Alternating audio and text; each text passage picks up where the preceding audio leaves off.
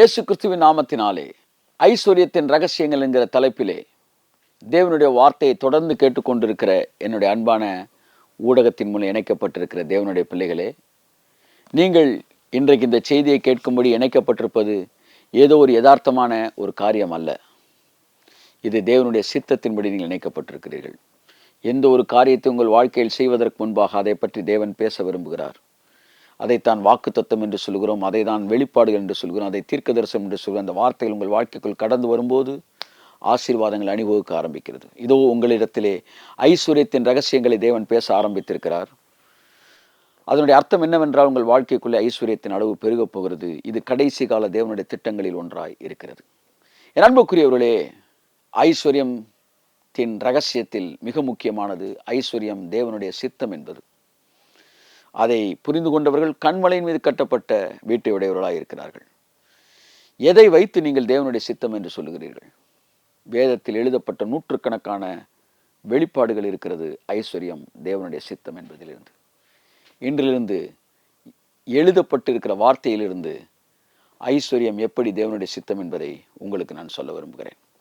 ரோமர் 12ஆம் அதிகாரம் 2ஆம் வசனம் சொல்கிறது, தேவனுடைய நன்மையும் பிரியமும் பரிபூரணமுமான சித்தம் இன்னதென்பதை நீங்கள் பகுத்தறிந்து உங்கள் மனம் புதிதாகிறதினாலே மறுரூபமாகுங்கள் என்று வேதம் சொல்கிறது.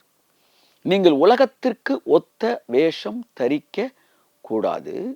தேவனுடைய சித்தத்தை தெரியணுமா? அது எப்படி சித்தமா? நன்மையும் பிரியமும் பரிபூரணமான சித்தம். அப்போ பைபிளை படிக்கும்போது அவருக்கு என்ன பிரியம் அப்படின்னு பார்க்கணும். தாவீது சொன்னார், உமக்கு பிரியமானதை செய்ய எனக்கு போதித்தருளும் என்று சொன்னான். ஒரு நல்ல தேவனுடைய மனுஷன் அல்லது நல்ல தேவனுடைய பிள்ளை என்ன விரும்புவான் என்றால், ஆண்டவரே உமக்கு பிரியமானதை நான் செய்ய வேண்டும் என்று. ஐஸ்வர்யம் எனக்கு பிடிச்சிருக்குன்றனால நான் கேட்கலப்பா, உங்களுக்கு பிரியமானது என்னன்னு சொல்லுங்க, அதுதான் எனக்கு தேவை அப்படின்னு கேட்பான். அப்படித்தான் நான் என்னுடைய இளம் வயதிலிருந்து ஜெபிக்கிறேன். ஆண்டவரே, என் சித்தம் அல்ல உங்கள் சித்தம் என் வாழ்க்கையில் நிறைவேறட்டும். என் விருப்பம் இல்லை உங்கள் விருப்பம் என் வாழ்க்கையில் நிறைவேறட்டும். உங்களுக்கு என்ன பிரியமோ அதை எனக்கு சொல்லித்தாங்க அப்படின்னு நம்ம கேட்குறோம். அப்படி கேட்கும்போது கர்த்தர் நமக்கு தான் பிரியம் என்னன்றதை சொல்கிறாரு. அந்த பிரியத்துக்குள் ஐஸ்வர்யம் வருதான்னு நம்ம பார்க்கணும். அந்த பிரியத்துக்குள் ஐஸ்வர்யம் வரும் என்றால் அது தேவனுடைய சித்தம். ஆகவே ஐஸ்வர்யம் அழகாக இருக்கிறது என்பதற்காக நாம் ஐஸ்வர்யத்தை பேசவில்லை. உமக்கு பிரியமானதை செய்ய எனக்கு கற்றுத்தாரும். ஆண்டவர் உமக்கு எது பிரியம்? பாருங்க, பைபிளில் நிறைய இருக்கு. உற்சாகமாய் கொடுக்கிற இடத்தில் கர்த்தர் பிரியமாய் இருக்கிறாராம். நான் ஒரு நாள் உட்கார்ந்து எதெல்லாம் கர்த்தருக்கு பிரியமானது என்பதை வாசிக்க ஆரம்பித்தேன். அதிலே ஒன்று உற்சாகமாய் கொடுப்பது. உற்சாகமாக கொடுக்கிறவனை அவர் ரொம்ப பிரியமா இருக்கிறாராம். நேசம் வேற, பிரியம் வேற. யாக்கோபு தன்னுடைய 12 பிள்ளைகள் மீது நேசமாயிருந்தான், ஆனால் யோசேப்பின் மீது பிரியமாயிருந்தான். யாக்கோபு ராகேல் லேயால் இருவரையும் திருமணம் முடித்திருந்தான். இருவர் மீதும் நேசமாயிருந்தான், ஆனால் ராகேல் மீது பிரியமாயிருந்தான். அப்படித்தான் தேவன் தம் பிள்ளைகள் எல்லாரும் மீது நேசமாயிருக்கிறார், ஆனால் உற்சாகமாய் கொடுக்கிற இடத்தில் தேவன் பிரியமாயிருக்கிறார்.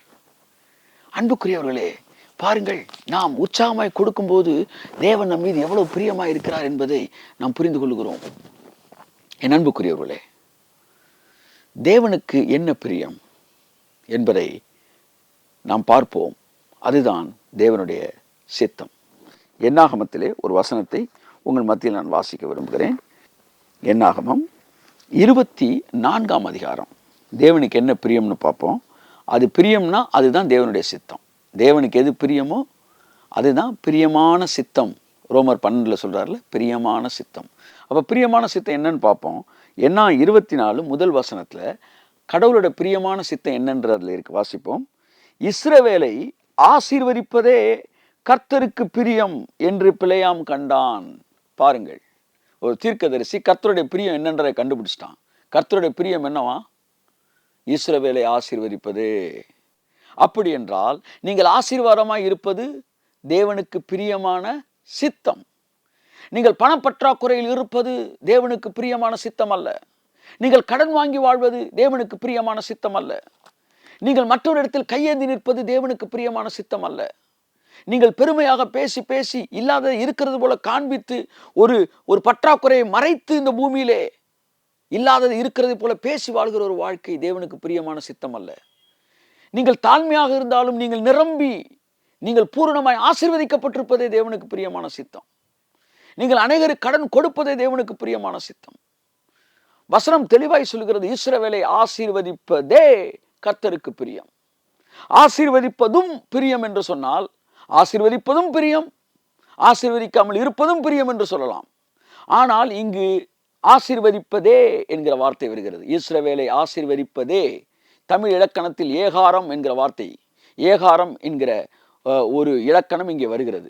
ஆசீர்வதிப்பதே. அப்படி என்றால் ஒரு விஷயத்தை அழுத்தி சொல்ல வேண்டும் என்றால் ஏகாரத்தை பயன்படுத்துகிறோம். நீ அந்த மனுஷன், அந்த கொலை செய்தது நீ அந்த மனுஷன் அப்படின்னா நீயும் அந்த கொலை செஞ்சவன்ல ஒருத்தன் அப்படின்னா வேற சிலர் கூட இருக்கலாம். ஆனா நீயே அந்த மனுஷன் அப்படின்னா நீ ஒருத்தன் தான் கொலை செஞ்சவர், யாருமே இல்லடான்னு அர்த்தம், வேற யாருமே இல்லைன்னு அர்த்தம். நீயே அப்படின்னா சந்தேகம் இல்லை, நீ தான் அர்த்தம். அப்படித்தான் இங்கே இஸ்ரவேலை ஆசீர்வதிப்பதே ஏகாரம், ஆசீர்வதிப்பதே கர்த்தருக்கு பிரியம், கர்த்தருக்கு சித்தம். ஆகவே நீங்கள் ஆசீர்வாதமாய் இருப்பதுதான் தேவனுக்கு சித்தம் என்றால் நீங்கள் என்ன ஜெபிக்க வேண்டும்? ஆண்டவரே, என் சித்தத்தின்படி அல்ல உம்முடைய சித்தத்தின்படி வாழ விரும்புகிறேன். என் சித்தம் தரித்திரத்தில் வாழ்றது, யார் யாரோ சொல்றதை கேட்டு பற்றாக்குறையில் வாழ்றது.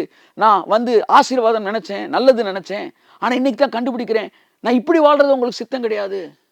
என்னை ஆசீர்வதிக்கிறதே உங்களுக்கு சித்தம்ப்பா, என்னை ஆசீர்வதிக்கிறதே உங்களுக்கு சித்தம். அப்ப அந்த சித்தத்துக்கு என்ன ஒப்பு கொடுக்கிறேன். அப்ப நீங்களும் ஐஸ்வர்யத்தை விரும்புறீங்க, தேவனும் உங்களை ஆசீர்வதிக்கிறது தான் சித்தம்ன்றாரு. இப்போ 2 பேரும் ஒருமனப்பட்டுட்டீங்கன்னா ஒரு திசையை நோக்கி நகல ஆரம்பிச்சிடுறீங்க. இன்னையிலேருந்து ஆசீர்வாதம் உங்களுக்கு அணிவகுக்க ஆரம்பிக்குது. ஏனென்றால் இஸ்ரவேலை ஆசீர்வதிப்பதே கர்த்தருக்கு பிரியம் என்று கண்டுபிடிக்கிறீர்கள். இனி என்ன குழப்பம் உங்களுக்கு? இனி நீங்கள் வறுமையில் இருக்கிற தேவனுக்கு சித்தம் நீங்கள் நினைப்பீங்களா? இனி இந்த மாதிரி ஒரு சாதாரண வாழ்க்கை வாழ்கிற தேவனுக்கு சித்தம் நீங்கள் நினைப்பீங்களா? ஏன் நீங்கள் பல கோடி ரூபா வச்சுருந்தாலும் பற்றாக்குறை இருக்குது என்றால், இன்னும் பல கோடிகள் உங்களுக்கு தேவைப்படுகிறது என்றால், இந்த பற்றாக்குறையில் நீங்கள் வாழ்வது தேவனுடைய சித்தம் என்று நினைக்கிறீர்களா? இல்லை. பற்றாக்குறை என்பது ஆயிரங்கள் வைத்திருப்பவர்கள் மட்டுமல்ல, கோடிகள் வைத்திருக்கிறவர்களுக்கும் இருக்கலாம். ஆனால் அது எதுவாக இருந்தாலும் பற்றாக்குறை என்பது தேவனுடைய சித்தம் அல்ல. மீதி எடுப்பது தான் தேவனுடைய சித்தம். ஆகவேதான் இஸ்ரவேலை ஆசீர்வதிப்பதே கர்த்தருக்கு பிரியம் என்று யாரோ ஒருவன் கண்டுபிடிக்கவில்லை, ஒரு தீர்க்கதரிசி கண்டுபிடித்தான். வேத வசனம் நமக்கு சொல்லுகிறது. இந்த வசனத்தை பேச ஆரம்பிச்ச உடனே இந்த ஆவிக்குரிய ஜாம்பவான்கள் என்று சொல்லிக்கொள்ள உள்ள என்ன வருவாங்கன்னா, தம்பி ஆசீர்வாதம்ன்றது வேறப்பா, ஆசீர்வாதம்ன்றது சமாதானமா வாழ்றது, சந்தோஷமா வாழ்றது. ஆசீர்வாதம்ன்றதுக்கு அர்த்தம் நிறைய இருக்கு. ஆமா, மன சமாதானம் ஒரு ஆசீர்வாதம், நல்ல குடும்பம் ஒரு ஆசீர்வாதம், நல்ல பெயர் ஒரு ஆசீர்வாதம் என்றெல்லாம் உங்களுக்கு சொல்லுவாங்க. ஆனா பணம் ஆசீர்வாதம் இல்லை, ஆசீர்வாதம் இங்க சொல்ல வந்தது பணத்தை கிடையாது அப்படின்வாங்க. இவங்க சொல்றதுல பாதி உண்மை இருக்கு. ஆசீர்வாதம் என்பது பணம் மட்டுமல்ல, மன சமாதானம், நல்ல மனைவி, நல்ல குடும்பம், நல்ல பிள்ளைகள், ஆரோக்கியமான வாழ்க்கை, இது எல்லாமே ஆசீர்வாதம் தான். அதுல ஒண்ணு ஐஸ்வர்யமும் ஒரு ஆசீர்வாதம். நீங்க இதெல்லாம் இருக்கு, ஐஸ்வர்யம் ஆசீர்வாதம் இல்லைன்னு சொல்ல முடியாது. ஐஸ்வர்யம் ஒரு ஆசீர்வாதம். உடனே அவங்க சொல்லுவாங்க, ஐஸ்வர்யம் ஆசீர்வாதம்ன்றதுக்கு வசனம் இருக்கா? ஆசீர்வாதம் என்றால் சரீர ஆரோக்கியம், ஆசீர்வாதம் என்றால் குடும்ப சமாதானம், ஆசீர்வாதம் என்றால் ரட்சிக்கப்பட்ட வாழ்க்கை, பரலோகத்துக்கு போவது, இதுதான் ஆசீர்வாதம். ஐஸ்வர்யம் ஆசீர்வாதம் கிடையாது அப்படின்வாங்க. அன்புக்குரியவர்களே, நீதிமொழிகள் 10ஆம் அதிகாரம் 22ஆம் வசனம் தெளிவாய் சொல்கிறது, கர்த்தருடைய ஆசீர்வாதமே ஐஸ்வர்யத்தை தரும். ஆமென். அப்படி என்றால் இஸ்ரவேலை ஆசீர்வதிப்பது கர்த்தருக்கு பிரியம் என்று பிழையாம் சொல்கிறான். இங்கே சாலமோன் சொல்லுகிறான், ஆசீர்வாதம் என்றால் என்ன அர்த்தம், இஸ்ரவேல் ஆசீர்வதிக்கிறேன்னு என்ன அர்த்தம், நல்ல சமாதானமா வாழ்ந்துக்கப்பா 10 ரூபாய் வச்சுட்டு அப்படின்னு சொல்றது இல்லை. ஆசீர்வாதமே ஐஸ்வர்யத்தை தரும். அப்ப என்ன ஆசீர்வதிக்கிறதுக்கு தேவனுக்கு பிரியம்னா நான் ஐஸ்வர்யவானா இருக்கிறது தேவனுக்கு பிரியம்னு அர்த்தம். ஆகவே ஆசீர்வாதம்ன்ற வார்த்தை எங்கெல்லாம் வருதோ அதுக்குள்ள ஐஸ்வர்யம் வந்துகிட்டே இருக்கு. ஏனென்றால் நீதிமொழி 10:22 தெளிவாய் சொல்லுகிறது, கர்த்தரின் ஆசீர்வாதமே ஐஸ்வர்யத்தை தரும். அதனோடு அவர் வேதனையை கூட்டார். இதுதான் உள்ள இருக்க ஐஸ்வர்யத்துக்கு வெளியே இருக்க ஐஸ்வர்யத்துக்கு வித்தியாசம். வெளியில் இருக்கிறவன் ஐஸ்வர்யம் வச்சிருப்பான், வேதனை இருக்கும். லோனை எப்படி கட்டுறதுன்னு பதட்டம் இருக்கும். ஏதோ ஒரு ஒரு ஒரு வெளியில ஒரு ஒரு ஒரு மாம்ச முயற்சியில் ஒன்று செஞ்சிருவான். ஆனா உள்ளுக்குள்ள பதட்டம் இருக்கும், வேதனை இருக்கும். ஆனா தேவன் கொடுக்குற ஐஸ்வர்யத்துல வேதனை இருக்காது. ஏன்னா அந்த ஐஸ்வர்யம் ஆசீர்வாதத்திலிருந்து வருகிற ஐஸ்வர்யம். ஸோ என் அன்புக்குரியவர்களே, முதலாவது ஐஸ்வர்யம் ரகசியம் என்னவென்றால் அது சித்தம் என்பதை புரிந்து கொள்வது. சித்தம் என்பதற்கு என்னங்க எவிடன்ஸ் வச்சிருக்கீங்க? என்னாகும் 24:1 தான் எவிடன்ஸ். இஸ்ரவேலை ரட்சிக்கப்பட்ட ஒவ்வொருவனும் இஸ்ரவேலாய் இருக்கிறான். இயேசு கிறிஸ்துவின் பிள்ளை ஒவ்வொருவனும் இஸ்ரவேலாய் இருக்கிறான். ஆவிக்குரிய யூதனை யூதன் என்று வேதம் சொல்கிறது. நீங்கள் இஸ்ரவேலாய் இருக்கிறீர்கள். உங்களை ஆசீர்வதிப்பதே தேவனுக்கு சித்தம். ஆசீர்வாதம் என்ன தலையில கை வைக்கிற மட்டுமா? இல்ல, கர்த்தருடைய ஆசீர்வாதம் ஐஸ்வர்யத்தை தரும். ஆகவே கர்த்தர் உங்களை ஆசீர்வதிப்பாராக அப்படின்னு என்ன அர்த்தம்? கர்த்தர் உங்களுக்கு ஐஸ்வர்யத்தை தருவாராக அப்படின்னு அர்த்தம். என் அன்புக்குரியவர்களே, ஐஸ்வர்யத்தின் கதவுகள் திறக்கப்பட்டு விட்டது.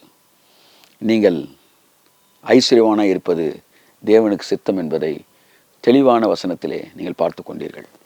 இந்த ஒரு வசனத்தோடு விடப்போவதில்லை. இனி வருகிற ஒவ்வொரு நாளும் எத்தனை வசனம் நீங்கள் ஐஸ்வர்யவானா இருக்கணும்னு கடவுள் விரும்புகிறாரு என்பதை பற்றி நான் பேச போகிறேன். இந்த அஸ்திவாரம் முடிஞ்சதுக்கப்புறம் ஐஸ்வர்யவானாகிறதுக்கு என்ன செய்கிறதுக்கு ஆவியானவர் என்ன வழிகளை திறக்கிறாரு அதை பேச போகிறேன். அடுத்து ஐஸ்வர்யத்துக்கு எதிரான வசனங்களை ஒவ்வொன்றா உடைக்க போகிறோம். அதனோட உண்மையான அர்த்தங்களை சொல்லி வேத வசனத்தின் வெளிச்சத்தில் காண்பித்து, அடுத்து ஐஸ்வர்யன் ஆவதற்கு ரகசியம் என்ன, நான் என்ன செய்ய வேண்டும், எதெல்லாம் என் ஐஸ்வர்யத்தை இன்க்ரீஸ் பண்ணும் அப்படின்றதெல்லாம் பார்க்க போகிறோம்.